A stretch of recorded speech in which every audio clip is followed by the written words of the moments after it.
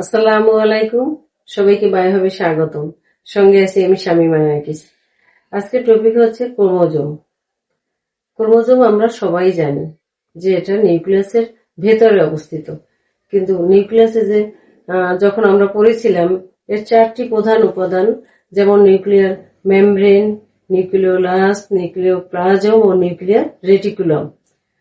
কারণ নিউক্লিয়াস রেটিকুলামকে খালি চোখে দেখা যায় না, মাইক্রোস্কোপেও দেখা যায় না। যখন এটা কোষ বিভাজিত হতে থাকে তখন এটি খাটো ও মোটা হয়, তখন আমরা এটাকে বলি ক্রোমোজোম।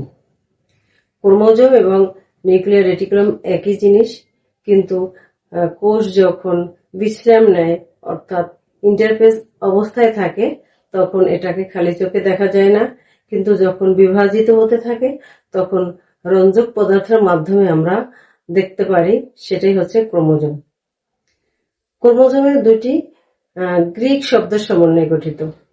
ক্রোমা মানে হচ্ছে রং, আর সোমা অর্থাৎ দেহ। তা ক্রোমোজোম হচ্ছে রং ধারণ করে এমন এক ধরনের স্ট্রাকচার। আমরা যদি এর সংজ্ঞা অর্থাৎ ডেফিনেশন বলতে চাই তাহলে বলতে পারি যে রং ধারণকারী বিশেষ নিউক্লিয়াস প্রোটিন দিয়ে গঠিত এবং নিউক্লিয়াসের মধ্যে অবস্থান করে, বংশগতি বহন করে, অর্থাৎ বংশগতি ধারক ও বাহক হচ্ছে ক্রোমোজোম। প্রতিটা প্রজাতির জন্য ক্রোমোজোম নির্দিষ্ট। যেমন মানুষের ক্রোমোজোম হচ্ছে 46টি অর্থাৎ 23 জোড়া। এর 22 জোড়াকে বলে অটোজোম আর 1 জোড়াকে বলে সেক্স ক্রোমোজোম। অটোজোম দেহ গঠন করে এবং সেক্স ক্রোমোজোম লিঙ্গ নির্ধারণে সাহায্য করে। ক্রোমোজোমকে আমরা দুটি ভাগে ভাগ করতে পারি, একটা হচ্ছে এর ভৌত গঠন আর একটা হচ্ছে এর রাসায়নিক গঠন। এখন ভৌত গঠন হচ্ছে অর্থাৎ এর ফিজিক্যাল স্ট্রাকচারটা কেমন, অর্থাৎ এতে কি কি অংশ থাকে, আর রাসায়নিক গঠন হচ্ছে এটি কি কি উপাদান দিয়ে গঠিত। এখন আমরা একটা ক্রোমোজোমের গঠন দেখব। ক্রোমোজোম দেখতে একটা দণ্ডাকার, অর্থাৎ ক্রোমোজোমের সবচেয়ে বাইরে যে আবরণ সেটাকে বলে পেলিকেল। অনেক বিজ্ঞানী এই পেলিকেলের আবরণটাকে অনেকে অস্বীকার করেন। এর মধ্যে এক ধরনের তরল রাসায়নিক পদার্থ থাকে, একে বলে ধাত্র বা ম্যাট্রিক্স। ক্রোমোজোমের একটা কুঞ্চন থাকে, অর্থাৎ দণ্ডাকার ক্রোমোজোম হঠাৎ করে কুঞ্চিত হয়ে যায়, সেটাকে বলে গৌণ কুঞ্চন। এবং গৌণ কুঞ্চনের দুই পাশের যে অংশ সেটাকে বলে ক্রোমোজোমের বাহু। এটা অনেক সময় লম্বা হতে পারে, অনেকটা ছোট হতে পারে। এবং ক্রোমোজোমের নিউক্লিয়াসের সাথে, নিউক্লিওলাসের সাথে যে অংশটা থাকে তাকে বলে স্যাটেলাইট। ক্রোমোজোমের সবচেয়ে গুরুত্বপূর্ণ অংশ হচ্ছে সেন্ট্রোমিয়ার।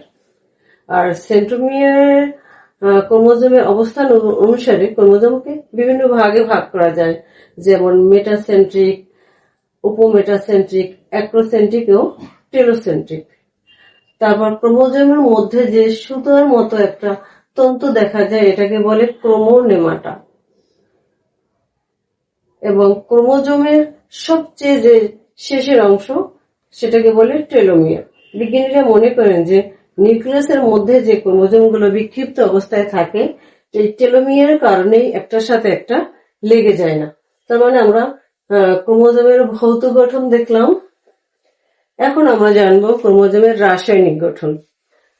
ক্রোমোজোম নিউক্লিক অ্যাসিড দিয়ে গঠিত, অর্থাৎ এর প্রধান উপাদান হচ্ছে ডিএনএ ও আরএনএ।